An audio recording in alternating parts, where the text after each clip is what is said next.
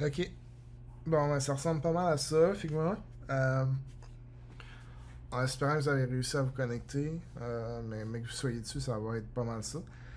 Dans le fond, là, les éléments que vous voyez, c'est ça. That's it, on joue avec ça, pas plus. On a pas besoin de plus. Faut pas se compliquer la vie. Fait que j'ai mis la base, puis j'ai fait en sorte que vous avez juste à mettre la photo que vous avez choisie, plus ajouter votre texte. Le reste, ça se fait tout seul. Ben, c'est déjà en place. Fait que ici, typo ball B1, je l'ai juste marqué pour pas que vous l'oubliez. Si jamais des fois vous la changez par erreur puis vous n'êtes pas capable de le retrouver. Puis c'est tout le temps en cap locks. Fait que voilà. Fait que pour commencer, important, cliquez pas sur l'image pour mettre une nouvelle photo. Parce que ça marche en layers un peu, là, comme un peu Photoshop. Bon, ben, si vous cliquez sur l'image, là, vous avez juste. Dans le fond, c'est le fading. Parce que le fading est par-dessus la photo. Puis le texte est par-dessus le fading qui est par-dessus la photo. Fait que si vous voulez accéder à l'image, vous cliquez dans la colonne de gauche. Tous les éléments sont là, sont bien titrés pour que vous les reconnaissiez facilement. Fait que faites photo principale. Là, ça sélectionne la photo, la zone de photo. Ah, puis d'ailleurs, si vous voyez que le format a changé, ben, c'est ça. C'est rendu ça. Et ça, depuis aujourd'hui, il veut qu'on fasse ce format-là. Vu que le monde check ça, surtout sur leur cellulaire, c'est plus convenable comme ça. Je sais pas si ça change vraiment de quoi, là, mais tu sais, on va, euh, on va le faire, c'est ce qu'il demande. Fait que, photo principale, une fois que vous avez cliqué dessus, vous allez à droite, dans Fill, vous cliquez sur Image. Ça s'ouvre ici. Vous avez juste à cliquer sur le petit onglet Image, ici. Puis faites Upload from Computer. Puis là, vous allez aller sélectionner votre photo à vous. Fait que là, moi, je vais en prendre une au hasard. Celle-ci, mettons.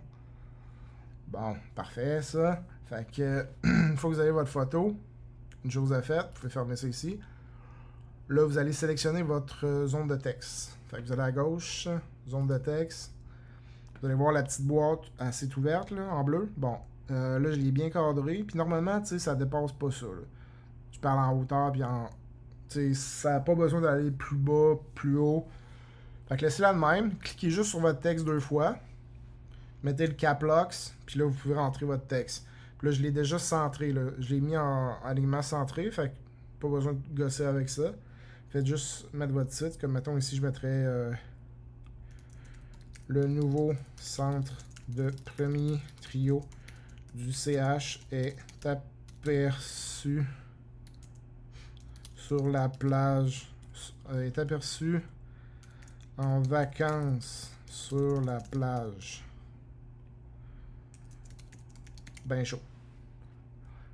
Là, vous avez votre texte. Cliquez à droite après si vous voulez la bouger. Comme là, tu sais, c'est un peu trop haut par rapport à la photo. Fait qu'en cliquant à droite, ça garde sélectionné votre boîte de texte, mais là, vous êtes plus dedans. Fait que vous pouvez la bouger. Fait qu'avec les flèches, vous pouvez la descendre un peu. Comme là, ça commence à avoir de l'allure. Là, c'est bien parfait. Fait que ça laisse. Ouais, c'est ça. C'est mieux de même. Puis si, mettons, c'est mal. Votre texte, il est mal. Comment dire, il est mal arrangé. Des fois, ça arrive que. Tu sais, mettons, après un mot, ça l'envoie sur la ligne du bas. Puis là, ben, vos trois lignes sont pas équilibrées. Mais gossez avec, dans ce temps-là, gossez avec la grosseur de la typo. Comme là, allez dans. Assurez-vous que vous avez sélectionné votre texte. Allez à droite dans typographie. Puis là, il est à 48. Mettez, mettons, 55. Bon, là, c'est pas mieux. Là, c'est vraiment laid. Fait que 48, c'était bon. Mais mettons qu'on fait 45. Bon, ça donne d'autres choses. 50. Non, 50, c'est trop. Fait que 48, c'était bon, finalement. Fait que, voilà. Fait que là, vous avez votre photo, vous avez votre texte. Le logo, vous ne touchez pas. Puis si jamais vous le touchez, ben, remettez-le dans le coin, bien comme il faut.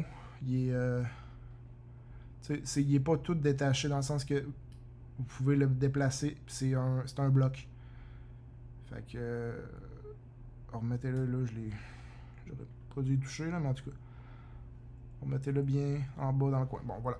Fait que, c'est pas mal ça. Si vous voulez mettre les ellipses ici, là, 1, 2, 3, j'ai mis 3 formats différents. C'est si vous voulez mettre une photo par-dessus une photo.